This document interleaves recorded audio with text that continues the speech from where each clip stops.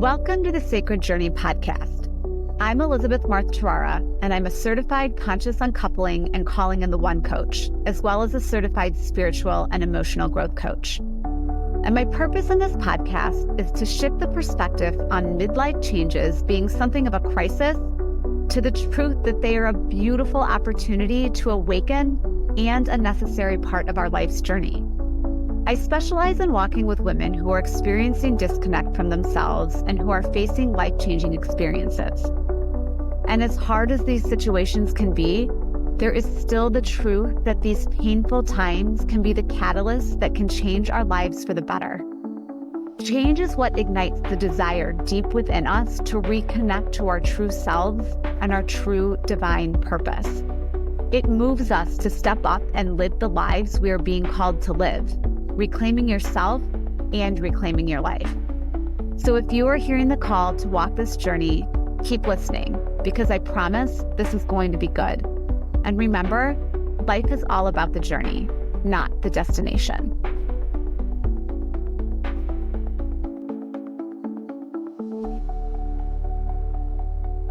Hello, and welcome to the Sacred Journey podcast. I'm your host, Elizabeth Marth Tarara, and I am talking again about sexuality, doing a couple episodes on that topic within this series. And today I am going to discuss the shadow side of self-abandonment and how that shows up in sexuality, meaning there is absolutely a shadow that will show up in sex when we have self-abandoning tendencies. I shared a little bit about my personal history or story in the last podcast, and I'm going to share it again just because I think it adds context to the further discussion. I grew up in a very sexually forward household. My mom was a feminist who was very pro being in tune with your body and in tune with your sexuality. Nakedness was absolutely accepted in my household. There was no body shaming, regardless of size or anything. My mom could have said she went a little bit the other direction, but she was very open.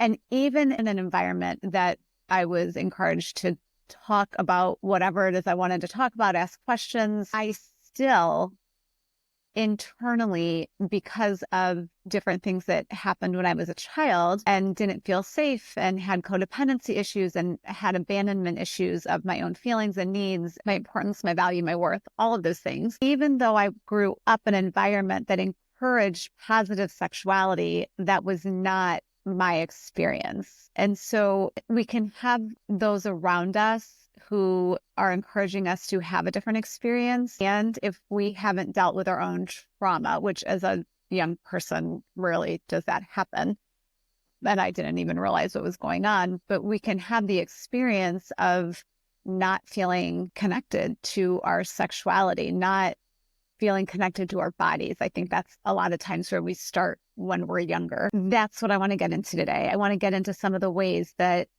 we as women, where we have a disconnect from our sexuality, I believe begins with having a disconnect from our bodies. So that can happen for a myriad of reasons, right? That can happen from abuse of any kind, but of course, sexual abuse. That can happen from fear, being in a dysfunctional, chaotic, sometimes abusive family dynamic, or where you grew up, whether that was your family or extended, but like your place of origin. And then that can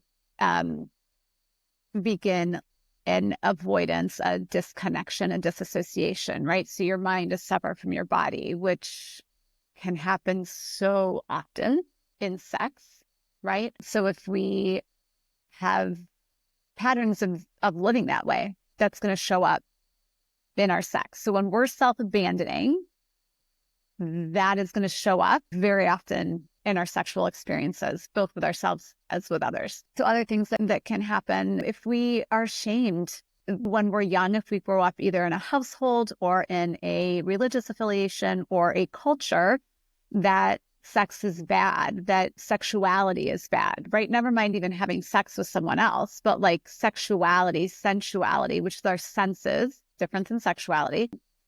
is bad. Like masturbation is bad. Body parts can be seen, both for male and female, as gross or disgusting or something not to be talked about. That's, of course, going to give one the conditioning of shame around their bodies, around sex.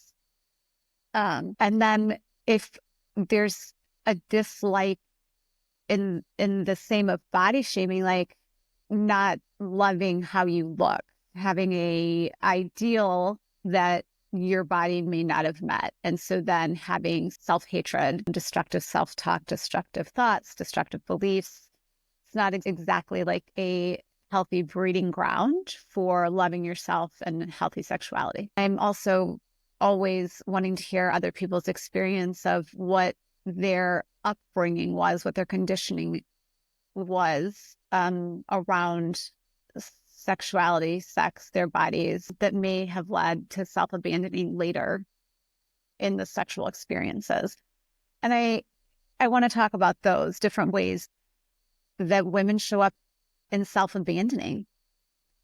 I hear it from the grocery store lines to when I am in my favorite boutique buying clothes. Everywhere, women are so hard on how they look. Granted, I am the first to get work done. I have looked at having other work done because there's parts of my body that I would like to improve. Really transparent about that. And I have learned, this was not how I always felt, to really love and appreciate my body. But we can be so hard on how we look. And when we talk to ourselves that way, that is not promoting self-love, right? It's like, would you talk to your daughter or your son or someone you loved in the way that you speak to yourself and about yourself and to your body? That right there forms such a big disconnect. And in my last podcast, I talked about Regina Thomasschauer, Mama Gina, and her book, Pussy, right? Like she would be like, that is not going to get your pussy interested in sex. It's not, right? That self-talk is going to completely disconnect you from your sexuality, right? Like two separate parts. Then we can show up in avoiding and pretending and disassociating from our sexuality, meaning that we were created as sexual beings. We were created for pleasure in that manner. And whether it's ourselves pleasuring ourselves, which is one way that we can self-abandon, you have no idea what it is that you like, what it is that turns you on, what it is that your body likes. Like that's a disconnect. And I had that for years, right? In some ways I knew, but in many ways I had such a disconnect from my body, from my sensuality, from my sexuality. And that, again, when we don't have that within ourselves, that not everyone would agree with this, but I believe then that totally affects how we're showing up sexually for our partner.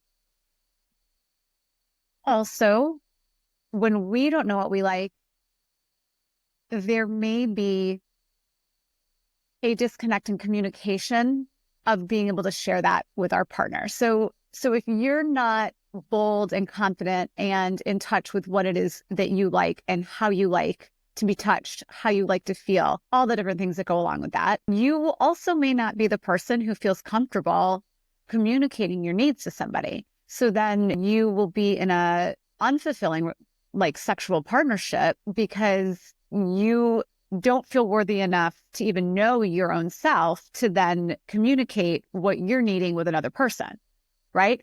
Which does not make for the sexual relationship that you or they want, most likely, which comes avoiding, which comes pretending, which comes disassociating during sex.